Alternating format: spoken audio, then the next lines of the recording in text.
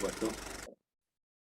Bueno, acá en Palsur vamos a conversar con un geógrafo de la Universidad de Buenos Aires, la Facultad de Ingeniería, el ingeniero Marcelo Lascano, no Lescano, Lascano. Hola Marcelo, ¿cómo estás? Hola Luciano, ¿cómo estás? Un placer charlar con vos. No, para mí es un placer poder hablar con vos y divulgar esto que estás haciendo, que es un trabajo que me pareció genial, que se llama Complejidad Histórica y Jurídica de la Soberanía en el Sector Antártico. La verdad que me encantó lo que escribiste, y sin entrar en muchos detalles, pero sí para alertar a la gente que a partir de marzo va a ser publicado en la universidad y vamos a estar atentos a ello. Hay una cosa que vos hablás que se llama algo de la invención aspiracional del sector antártico. ¿Qué tiene que ver esto con tu trabajo? Bueno, un poco viene a cuento de que yo considero que es necesario explicar a la sociedad por qué la Argentina tiene soberanía en un sector de la Antártida. Esto está como olvidado o como dejado atrás o quedó lejos en el tiempo, en la mano de muy pocos especialistas. Y bueno, cuando no se explica, cuando la sociedad no conoce, bueno, a veces, sobre todo del mundo académico, ¿no? Sobre algunos sectores del mundo académico más originados en el lado de la desconstrucción, del análisis del lenguaje de los actores estatales, se genera la impresión, al no conocer los antecedentes argentinos, se genera la impresión o se formula el concepto de que, bueno, delimitar un triángulo esférico en la Antártida es una invención que hicieron determinados actores políticos en determinado momento para obtener un beneficio, digamos, simbólico. Yo, como político desde el Estado, toco una consigna sensible como es el territorio, que en general tiene un valor importante en la población. Entonces, el desconocimiento se une a esta concepción. El político inventó para sacar un rédito, para ejercer una suerte de demagogia, de construir un capital simbólico. Y bueno, si todo es simbólico, entonces no hay sustancia, no hay antecedentes y no hay razones en la historia.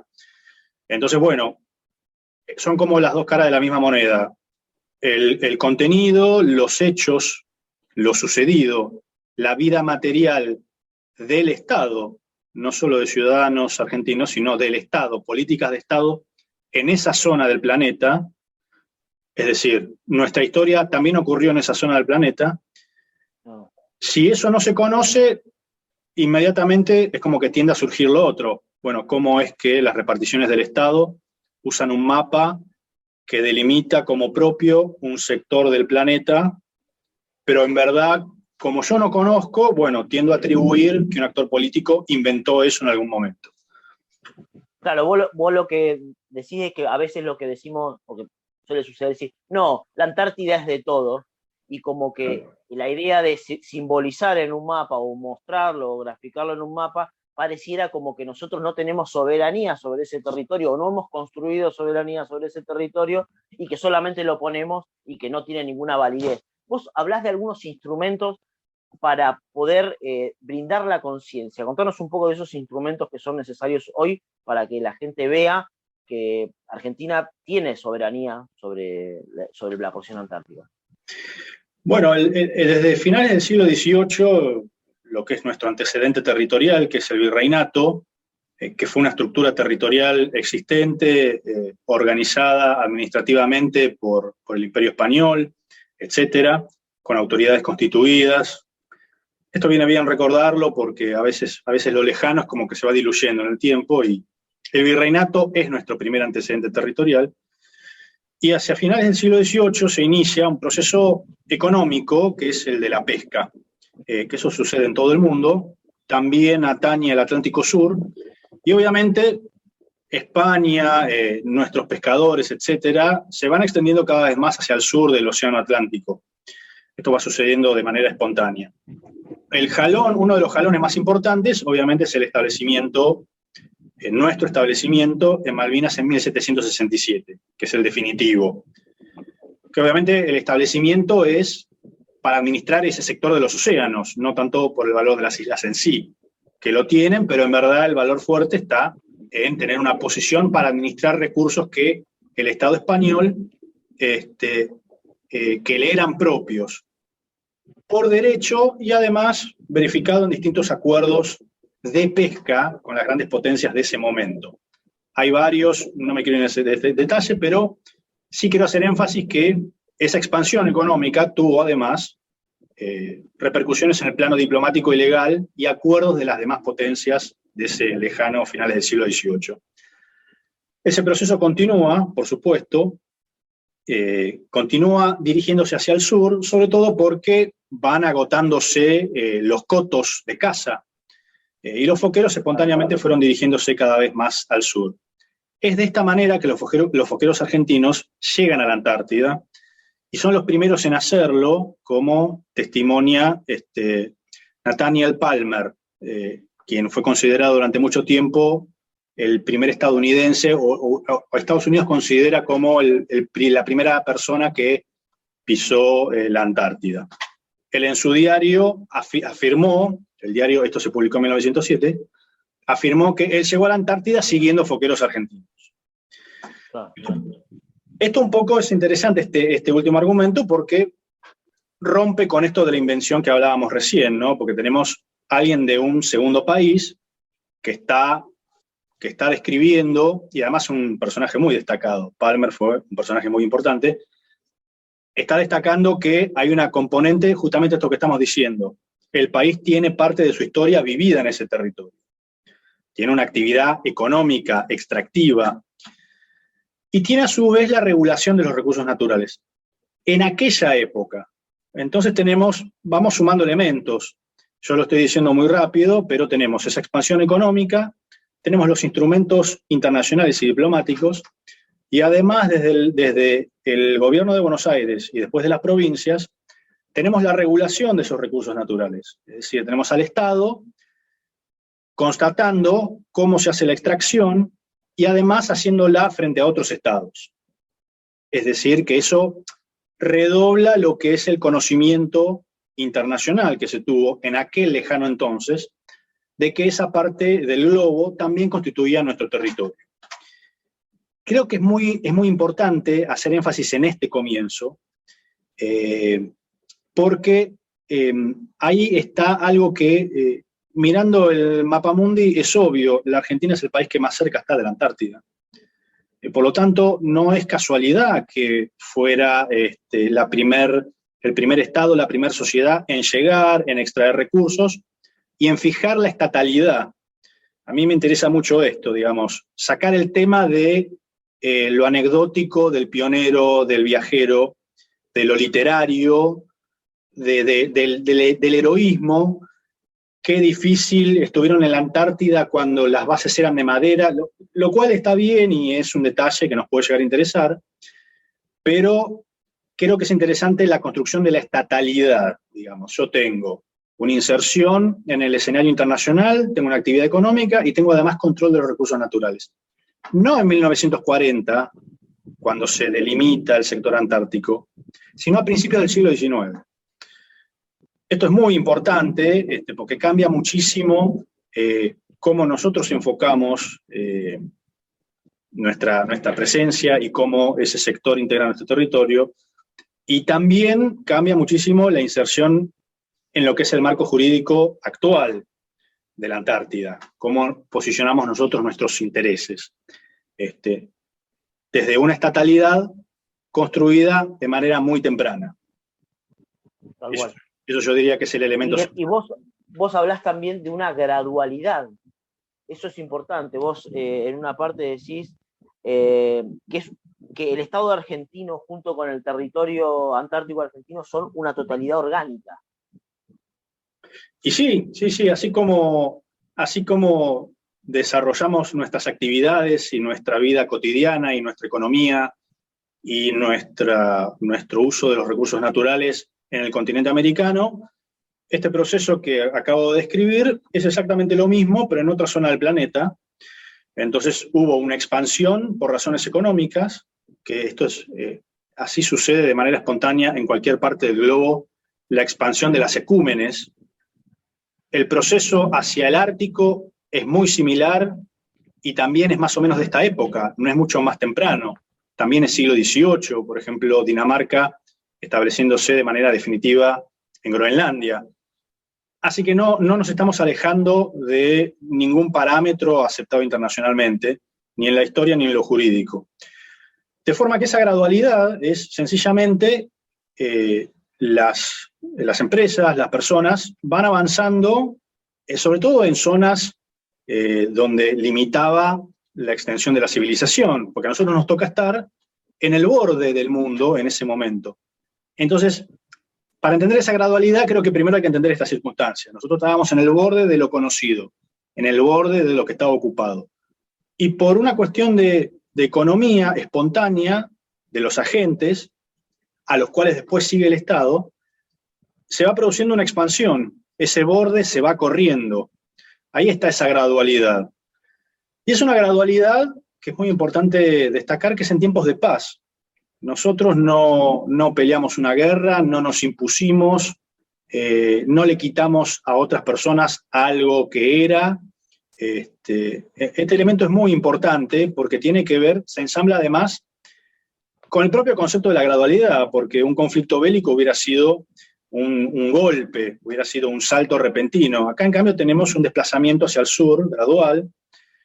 Ahí está, en parte, no solamente, lo que fue la política de Carlos III de establecimientos en la costa patagónica, pero incluso la expansión hacia el océano es anterior a esa política en la costa patagónica.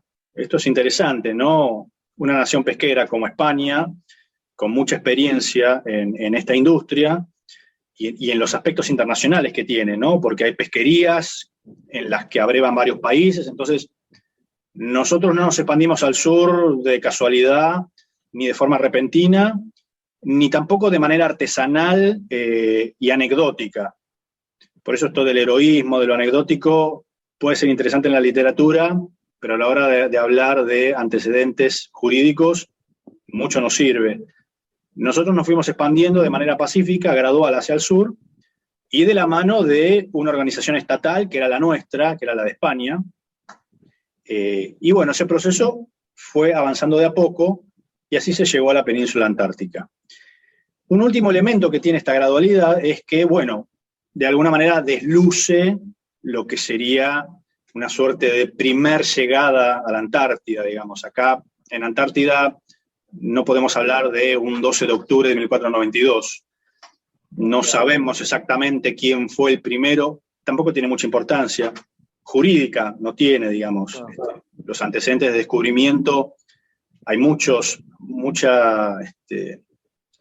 doctrina jurídica internacional en la que el descubrimiento de por sí, en general, no vale. Pero sí cuando hay una gradualidad y una continuidad, digamos. Nosotros no solamente llegamos de la mano de nuestra estatalidad como sociedad,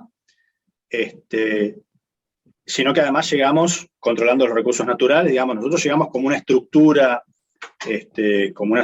de país primigenia, no, quizás no la que tenemos hoy, pero bueno, nunca la historia hay que evaluar lo del pasado con los criterios de hoy. Nosotros teníamos la estatalidad de aquel entonces, que es la que corresponde poner en juego el día de hoy y conocer. Fíjate qué lejos se va posicionando la conversación de la primera pregunta que me hiciste. ¿Cómo se sostiene lo de la invención cuando está esta suerte de antecedentes, esta masa de episodios graduales, sistemáticos y de la mano del Estado? Vos ahí tenés una riqueza de hechos, de vida material muy importante. Entonces, bueno, yo ahí es donde digo, bueno, con la invención tratemos de explicar a quienes han tenido este enfoque, bueno, que en verdad hay una masa episódica con relevancia política por la cual el país tiene soberanía en un sector del planeta, y ahí es donde no es aspiracional, digamos. No es que yo quiero empezar a tener soberanía, y no, es algo que nos dio la historia. Bueno, con respecto a esto, vos hablás, bueno, esta este ejercicio de estatalidad, este ejercicio estatal, porque eso fue deviniendo, primero eran cuestiones del rey, después fueron los estados nacionales, etc. Viene el Tratado Antártico. Con el Tratado Antártico, comentanos qué es lo que sucede con el Tratado Antártico y por qué hay que desmitificar que el Tratado Antártico terminó como internacionalizando de alguna manera la Antártida. Este es un buen punto, exacto, ¿no? Cómo se lleva todo lo que venimos diciendo, que es de la constitución de un Estado individual, hacia el Tratado Antártico, que es multilateral. Muy, muy relevante la pregunta. Nuestra presencia en la Antártida se interrumpe en 1833, con la invasión de Malvinas que realiza Gran Bretaña. Esto es muy importante. Gran Bretaña además después va a poner en jaque todo nuestro territorio, bloqueando el Río de la Plata. Mismo Gran Bretaña se reconoce como beligerante en esta ocasión en la correspondencia diplomática, entonces hay una discontinuidad en nuestra presencia en la Antártida porque nos echaron. Después volvemos en 1904, que es muy importante, más de la mano del Estado moderno, de manera mucho más visible. Esa gradualidad es como que se retoma, aquella gradualidad de los recursos naturales del Estado a partir de 1904 empieza de nuevo, en un mundo obviamente muy modificado, en el que suceden 2 guerras mundiales, y llegamos a un mundo bipolar, Estados Unidos, Unión Soviética. No tanto por irme por las ramas, pero el Tratado Antártico es consecuencia directa de la Guerra Fría. Obviamente hoy vive en otro contexto, pero en aquel entonces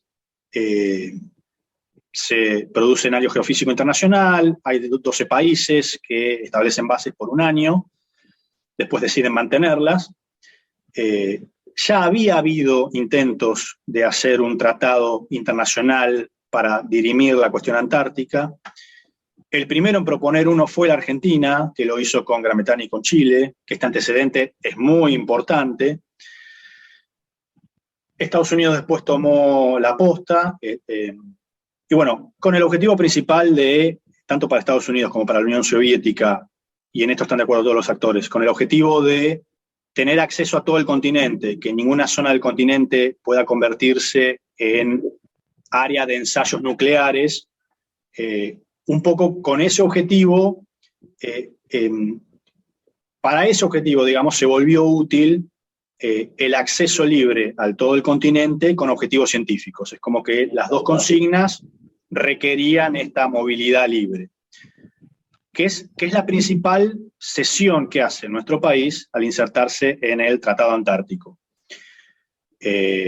con objetivos científicos pacíficos. El Tratado Antártico tiene una cantidad determinada de miembros, ya no son más 12, hay otros miembros más, etcétera, son más de 30, entiendo, en la actualidad. El Tratado Antártico tiene, en primer término, tiene una determinada cantidad de miembros. Para ser miembros tiene que haber un compromiso con las investigaciones científicas antárticas, etcétera. En la letra del tratado, los firmantes originales que hacen reclamos de soberanía tienen un estatus especial porque están reconocidos en la letra del tratado. Yo no soy abogado, no quiero excederme, pero en instrumentos posteriores del Tratado Antártico se individualizan los reclamantes de soberanía, en instrumentos que adendan el tratado. Lo cual es lógico porque, por ejemplo, el artículo 4 del tratado, que es tan importante, que es el que se refiere a la soberanía, los individualiza. Que específicamente ese artículo dice que nada que se produzca durante la vigencia del tratado puede ser considerado por estos reclamantes como la generación de un antecedente o la renuncia de un antecedente. No, pues el antecedente ya estaba. Exactamente, por eso también es tan importante conocer toda la historia anterior, porque ese es nuestro capital de trabajo más importante, que a mí lo que más me interesa es que se conozca ese capital anterior, pero que no empieza en 1904, empieza antes. Empieza antes y empieza de la mano de uno de los principales objetivos del Tratado Antártico, que es el control y la conservación de los recursos naturales. Nosotros tenemos ese antecedente en aquel lejano siglo XVIII. insisto, no de manera anecdótica, no es que le queremos dar al almirante Brown solo en el paralelo 65 la apariencia de Estado. No, no, no. Primero la corona, después nosotros, digamos, hay una formalización del control de los recursos naturales. Y el tratado tiene un formato similar, porque para poder implementar, o por lo menos disponer del control de los recursos naturales, tiene un principio de pertenencia de ese territorio a los signatarios del tratado. Estamos, digamos, hablando de un instrumento que tiene complejidades, además, en su vida diaria, de implementación, etc.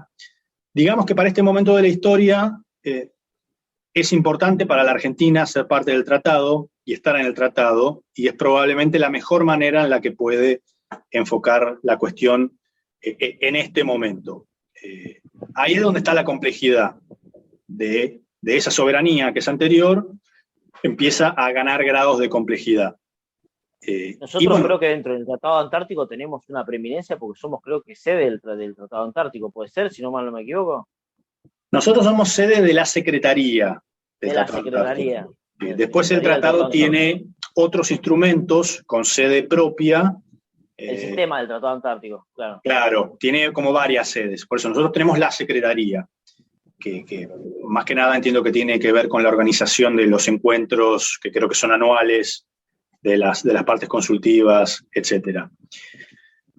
Pero bueno, dentro del tratado, una cosa es estar creyendo que yo inventé mi soberanía, y otra cosa es estar teniendo conocimiento de la masa episódica, y que además fuimos pioneros en lo que es la consigna en este momento principal del Tratado Antártico, que es el control de los recursos naturales. Bueno, lo que decís vos es muy importante, porque cuando vos, según lo que estoy hablando yo, por lo que yo escucho de vos, cuando te dicen, bueno, lo que vos hagas no va a generar un antecedente de soberanía. Pero es importante comentarle a la gente que lo que vos estás diciendo es específicamente, que esto refuerza lo que vos decís, porque nuestros antecedentes vienen desde 1767.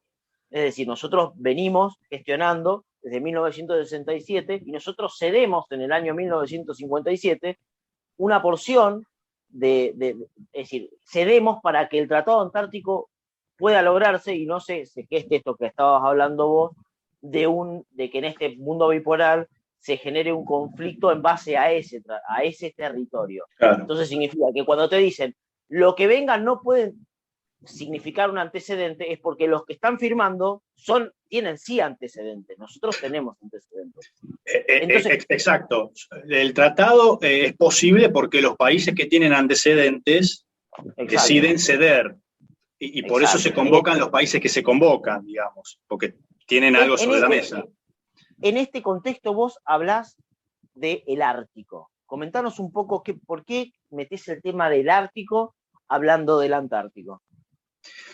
Bueno, no solamente tenemos un tema del concepto de la invención que existe en el mundo académico, sino también hay una suerte de relegamiento de lo territorial en lo que son los círculos de las relaciones internacionales, etcétera, académicos y no académicos.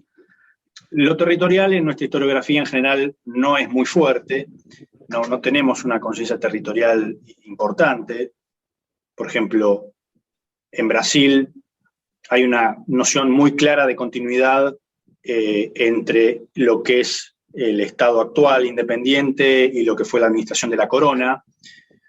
Nosotros no, parece que tenemos una suerte de quiebre. En 1810 hay historiadores que afirman que la Argentina no existía por el hecho de que no tenía la constitución jurídica actual.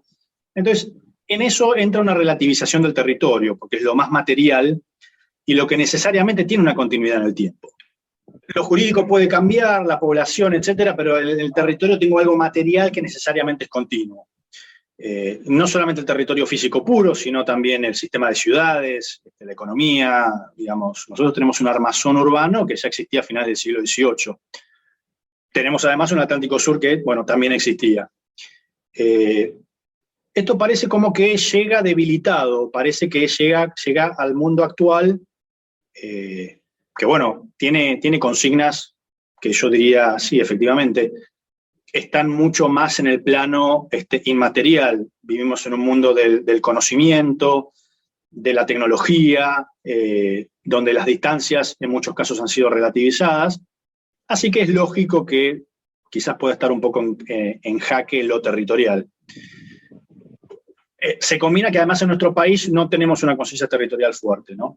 Entonces, ¿por qué nos sirve hablar del Ártico? Bueno, porque son sucesos actuales, en medio de ese mundo de la tecnología, del conocimiento y de la relativización de la distancia, sucesos actuales que nos muestran que políticamente lo territorial sigue vigente y siguen existiendo las soberanías y siguen existiendo sobre todo los procesos de delimitación, que en el caso del Ártico tienen que ver con la Convención del Mar, etcétera. Y bueno, que sean en el Ártico se aproxima más todavía a lo que es la territorialidad de la Antártida, sencillamente por la restricción del frío, por la posición, pero también por el hecho de que el frío ejerce una restricción en lo que es la instalación, como en cualquier otra región del mundo, digamos. Sí, claro. Logística y en términos de población, digamos, cómo se define el establecimiento permanente. Décadas del 30, 40, 50, hubo debates jurídicos internacionales bastante importantes respecto al Ártico, pero también a la Antártida, sobre qué se entendía como instalación permanente. Eso da como para otro estudio por separado, ¿no? Entonces, bueno, el Ártico nos permite ver que hay instrumentos jurídicos, hay encuadres, los países negocian, se sientan, que el concepto de soberanía sigue vigente y que uno de sus componentes más importantes es el territorial. Esto no obsta a la complejidad del Tratado Antártico, no significa relegar de un plumazo la complejidad propia del Tratado Antártico en cuanto a lo territorial, porque tiene otra conformación, pero sí en cuanto a, primero, que los países siguen manejando sus intereses y siguen buscando ejercer sus intereses. Entonces, nosotros, en el marco del Tratado Antártico, tenemos que ejercer los intereses que nos permiten nuestros antecedentes. Y esto no debería constituir una afirmación aventurada, ni aspiracional, ni una suerte de, de grandilocuencia, sino que sencillamente lo que hacen todos los países, entenderlo con mucha sobriedad y con mucha calma, sin exaltaciones, sin tono futbolístico. Y bueno, entonces lo del Ártico quizás ayuda. Bueno, los países del hemisferio norte lo hacen, entonces nosotros entendamos también que tenemos que administrar lo que es nuestros recursos diplomáticos y territoriales. Claro, es decir, el Ártico tardó en delimitar o generar estos límites territoriales, pero en algún momento se logró. Nosotros tenemos el Tratado Antártico, que hay que decirlo, vence en algún momento, y cuando vence el Tratado Antártico, la puja diplomática va a llevar a que los estados empiecen a discutir a quién corresponde cada cosa, y nosotros, que somos uno de los signatarios principales, primigenios, originarios, tenemos no solamente la posibilidad de decir de que nosotros en 1957 cedimos algo, sino tenemos que decir, cedimos teniendo todo esto sobre la mesa. Lo que decís vos, continuidad, territorialidad, historia, trabajo. Así que, bueno, Marcelo, vamos a estar esperando muy ansiosos. Ahora, cuando en marzo me dijiste que la Universidad de La Plata o la Universidad de Buenos Aires va... Universidad de La Plata, van a publicar las actas del Congreso. Todas las publicaciones van a estar online. Bueno, vamos a estar obviamente ahí vamos a hablar seguramente con más especialistas. Quiero comentarles de que cuando se publique la Unión Malvinizadora Argentina, de la cual soy cofundador y presidente, va a ser una distribución del documento a todos los representantes de Tierra del Fuego para enmarcarlo dentro de lo que sería la futura aplicación de la Ley 817 del 2010. Así que, bueno, muchas gracias, Marcelo, por este acercamiento. La verdad te lo agradezco, y cuando salga el documento, la verdad está muy bueno. La verdad, te pasaste. Bueno, muchísimas gracias por esta entrevista, por el interés en difundir mi trabajo. Un poco lo escribo para eso. No me dedico principalmente a esto, porque bueno, es muy difícil vivir de la historia. Sí es un tema que vengo siguiendo hace muchos años, así que yo más que halagado y te agradezco, verdaderamente. No, te agradezco a vos. Un abrazo enorme y bueno, le dejamos tu contacto si alguien se quiere comunicar con vos para volver a entrevistarte, seguramente en Tierra del Fuego te van a querer hablar porque son todos re antárticos y re malvineros.